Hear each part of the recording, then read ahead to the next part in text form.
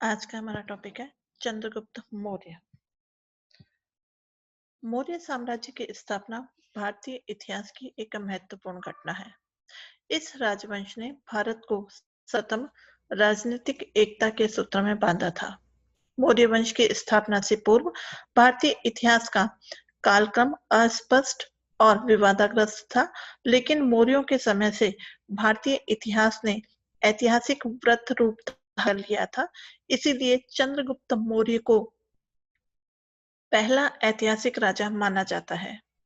मौर्यों का इतिहास जानने के लिए हमें कौटिल्य के अर्थशास्त्र, मेगास्थनीज के इंडिका, यूनानी साहित्य, पुराण और अशोक के अभिलेखों का सहारा लेना पड़ता है।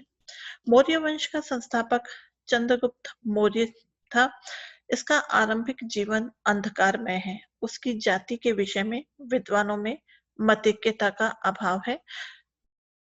चंद्रगुप्त मौर्य की जाति के संदर्भ में दो मत प्रचलित हैं। पहला मत, मौर्य शूद्र थे। कुछ विद्वान ब्राह्मण साहित्य के आधार पर ये मानते हैं कि वह शूद्र था। वह अपने मत पुष्टि में पुराणों का सहारा लेते हैं। उनके अनुसार पुराणों में लिखा है कि शिशुनाग वंश के बाद के राजा शूद्र होंगे। इसके बाद कौटिल्य नामक ब्राह्मण होगा जो चंद्रगुप्त का राज्य अभिषेक करेगा। लेकिन यह मत स्वीकार नहीं किया जाता है, क्योंकि नंदों के बाद केवल मौर्य वंश ने ही राज्य नहीं किया था, बल्कि अन्य वंशों ने भी राज्य किया था और सभी शूद्र नहीं थे। जैसे कि शुंग और सातवाहन ब्राह्मण वंश थे। इसके अलावा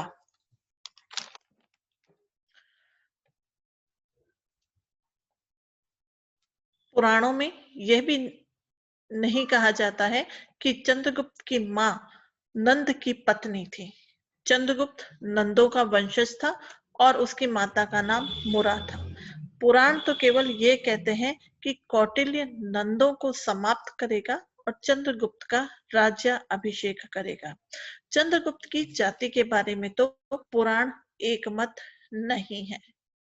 इसी प्रकार 18वीं शताब्दी के रत्नगर्भ ने विष्णु पुराण पर टीका करते हुए लिखा है कि चंद्रगुप्त नंद की पत्नी मुरा की संतान था और मुरा से मौर्य बनता है। लेकिन यह व्याकरण की दृष्टि से भी सही नहीं है, क्योंकि मुरा से मौर्य नहीं बनता है। इसके अलावा विशाख दत्त ने भी अपने नाटक मुद्रा राक्षस में चंद्रगुप्त के लिए कुलहीन और वृषल शब्दों का प्रयोग किया है, लेकिन मुद्रा राक्षस के इस मत को स्वीकार नहीं किया जाता है, क्योंकि वृषल का अर्थ शक्तिशाली और कुलहीन का अर्थ साधारण कुल में जन्म लेने से भी हो सकता है। मुद्रा राक्षस के टीकाकार ढूंढीराज ने बताया है कि स्वार्थ सिद्धि नामक एक राजा था, जिसकी दो रानियां थी, एक सुनंदा और दूसरी मुरा। सुनंदा की संतान नंद और मुरा की संतान मौर्य कहलाए। लेकिन ढूंढीराज के इस मत को भी हम नहीं मानते हैं, क्योंकि उसने तो नंदों को ही क्षत्रिय बता दिया है, जबकि ये सर्वविदित है कि नंद वंश नापित था। दूसरे मत के अनुसार मौर्य क्षत्रिय थे। जैन, बौद्ध साहित्य और यूनानी लेखकों के विवरण के आधार पर कुछ विद्वान मौर्यों को क्षत्रिय बताते हैं। बौद्ध साहित्य के अनुसार ये मौर्य वंश के थे और यह शाक्यों की एक शाखा थी, जो पहले कपिलवस्तु में निवास किया करते थे। लेकिन कौशल राज विदुम के आक्रमणों से परेशान होकर ये पीपली वन नेपाल की तराई में चले आए और यहाँ पर मोरों की अधिकता थी, अतः ये मौर्य कहलाए थे। कुछ विद्वानों का ये मत है कि यहाँ की मकान की ईंटों का रंग मोर पंख के समान था, इसलिए ये लोग मौर्य कहलाए थे। जबकि जैन साहित्य के अनुसार इनकी माता मयूर पोषक सरदार की पुत्री थी और मयूर पोषक होने के कारण ये मौर्य कहलाए थे। यूनानी इतिहासकार के उद्धरणों से भी उसकी जाति के संदर्भ में हमें बहुत सहायता मिलती है, लेकिन उन्होंने चंद्रगुप्त को अलग अलग नामों से पुकारा है। कुछ ने उसे सेंड्रोकोटस और कुछ ने उसे एंड्रोकोटस के नाम से पुकारा है। प्लूटार्क ने लिखा है कि एंट्रोकॉटस सिकंदर से मिला और कहा कि वह चाहे तो मगध पर अधिकार कर सकता है, क्योंकि वहां का राजा निम्न कुल का और दुष्ट प्रवृत्ति का है, अतः जनता उससे घृणा करती है। कर्टियस भी लिखता है कि पोरस ने सिकंदर को सूचित किया था कि गंग हृदय का राजा न केवल अभिजात वर्ग का है बल्कि निम्न स्तरीय है और वास्तव में उसका पिता नापित था, अतः जनता उससे घृणा करती है। जस्टिन भी लिखता है कि सिकंदर के भारत से लौटते ही भारत में विद्रोह हो गया, जिसका नेतृत्व चंद्रगुप्त ने किया, जो कि बॉर्न इन हम्बल लाइफ था। डिडोरस ने लिखा है कि पोरस ने सिकंदर को सूचित किया था कि गंग हृदय का राजा अपने निम्न कुल और दुष्ट प्रवृत्ति का होने के कारण जनता में हेय बना हुआ है।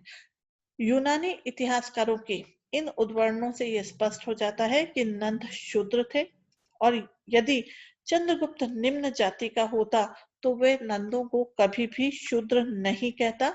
जस्टिन ने उसे बॉर्न इन हम्बल लाइफ कहा है, जिसका अर्थ होता है साधारण कुल में जन्म लेने वाला। यूनानी इतिहासकारों के इन उद्धरणों से यह स्पष्ट हो जाता है कि चंद्रगुप्त मौर्य शूद्र नहीं था। पुरातात्विक साक्ष्य नंदनगढ़ के अशोक स्तंभ के भूगर्भांतरित अधोभाग में एक मयूर का चित्र अंकित है। सांची के स्तूप पर भी मयूर का अंकन हमें दिखाई देता है। संभवतः मोर इनका वंशांक था, इसीलिए प्रत्येक लेख में मोर का अंकन किया गया है। ये जिस क्षेत्र में रहते थे वहां मोरों की अधिकता थी, अतः यहाँ की जाति जो थी वो मौर्य कहलाई थी। मौर्यों की जाति के विषय में ब्राह्मण साहित्य स्वयं एकमत हमें नहीं दिखाई देता है। उन्होंने ऐसे तथ्यों का उल्लेख किया है जिसकी पुष्टि अन्य स्रोतों से नहीं होती है, अतः इन्हें प्रामाणिक नहीं माना जा सकता है।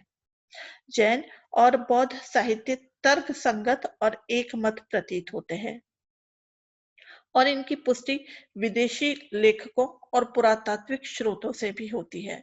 संभवतः मौर्यों के ब्राह्मण धर्मावलंबी न होने के कारण उन्हें ब्राह्मणों की आलोचना का शिकार होना पड़ा था, अतः ब्राह्मणों ने उन्हें शूद्र बताकर अपने अहम की संतुष्टि कर ली थी।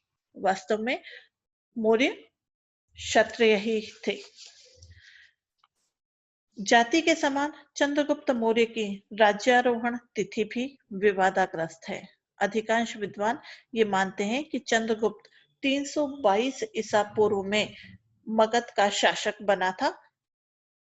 जस्टिन के अनुसार 323 में सिकंदर की मृत्यु हो गई थी और 321 में ट्रिपेडेरियस की संधि हुई थी और ट्रिपेडेरियस की संधि में सिकंदर के भारतीय साम्राज्य का हमें कहीं कोई उल्लेख नहीं मिलता है। अतः इस समय तक संभवतः भारतीय क्षेत्र स्वतंत्र हो गया था। अतः चंद्रगुप्त का राज्यारोहण 323 से 321 ईसा पूर्व के मध्य आता है, अर्थात 322 ईसा पूर्व। इसके अलावा अशोक का राज्याभिषेक 269 ईसा पूर्व में हुआ था। सिंहासनारोहण अभिषेक के 4 वर्ष पूर्व हो गया था, अर्थात 273 ईसा पूर्व में। और यह सर्वविदित है कि बिंदुसार ने 25 वर्ष और चंद्रगुप्त ने 24 वर्ष राज्य किया था। दोनों ने मिलाकर टोटल 49 ईयर्स राज्य किया था। अशोक की राज्यारोहण तिथि में 49 अगर हम जोड़ते हैं तो चंद्रगुप्त मौर्य की सिंहासनारोहण तिथि जो है वो आ जाती है 273 plus 49 is equal to 320 BC, अर्थात चंद्रगुप्त मौर्य 322 ईसा पूर्व में सिंहासनारूढ़ हो चुका था। अगले व्याख्यान में हम चंद्रगुप्त मौर्य की उपलब्धियों की चर्चा करेंगे।